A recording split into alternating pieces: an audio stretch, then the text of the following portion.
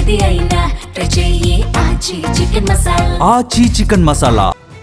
Dinner కి పిలిస్తే వచ్చా, నాకేం తెలుసు అని ఇన్నోసెంట్ ఫేస్ పెడుతున్నారు ఎంపీ పుట్టా మహేష్ యాదవ్.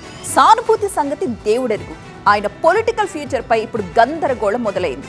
నియోజకవర్గ ప్రజలను ఉద్దేశించి ఆయన చేసిన శుద్ధపూస డైలాగుల్ని ఎవరు నమ్మబోరు అంటోంది ప్రతిపక్ష పార్టీ. ఇటు తెలంగాణ స్టేట్ ని కూడా ఊపేస్తోంది ఈ డ్రగ్స్ వ్యవహారం.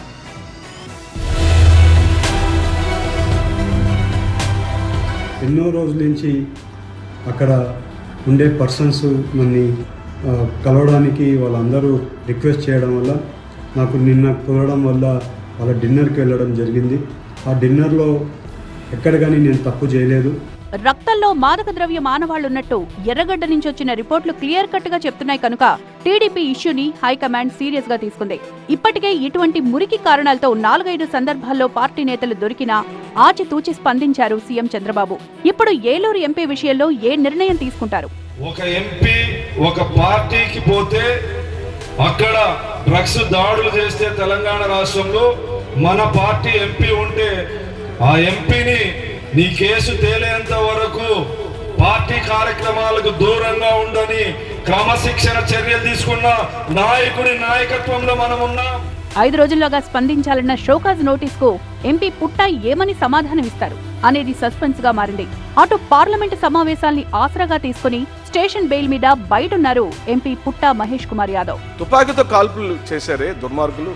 ఇంత ఇంత ఇంత అడ్డదిడ్డంగా దొరికిన వాళ్ళ మీద చర్యలు తీసుకోవడానికి ఏమిటి? తీసుకోకపోతే 2 ముఖ్యమంత్రులు దీనిలో అంతర్భాగమైనట్లే. 2 ముఖ్యమంత్రులు కావాలనుకుని డ్రగ్స్ రాజ్యంగా మార్చినట్లే. తెలంగాణలో కూడా పొలిటికల్ భూకంపం సృష్టిస్తోంది మోయినాబాద్ ఫామ్ హౌస్ కేసు. స్వయానా బీఆర్ఎస్ మాజీ ఎమ్మెల్యే పోలీసులకు దొరకడంతో దీన్నొక అవకాశంగా తీసుకుంది రూలింగ్ పార్టీ.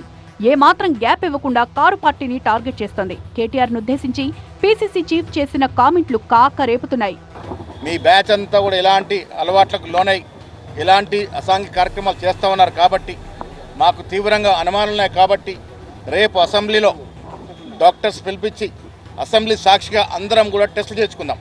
డ్రగ్స్ వాడకాన్ని బీఆర్ఎస్ తీవ్రంగా ఖండిస్తుందంటూనే తమను బద్నాం చేస్తే ఊరుకునేది లేదని హెచ్చరిస్తున్నారు వర్కింగ్ ప్రెసిడెంట్ కేటీఆర్. ఏ పరీక్షకైనా సిద్ధమని సవాల్ చేశారు. ప్రజాప్రతినిధులందరూ డ్రగ్స్ టెస్ట్ చేయించుకోవాలని, క్లీన్ చిట్ వచ్చాకే అసెంబ్లీకి రావాలని సలహాలిచ్చేదాకా వెళ్లింది వ్యవహారం. ఒక్క డ్రగ్స్ కేసు దుమారం ఏపీలో పుట్టా, తెలంగాణలో పైలట్. 2 లీడర్లనే కాదు 2 రాష్ట్రాల్లో 2 పార్టీల్ని ఇరుకును పడేసిందా? అది leaderless party, illegal party. Eagle టీంకు దొరికే లీడర్స్ పార్టీ.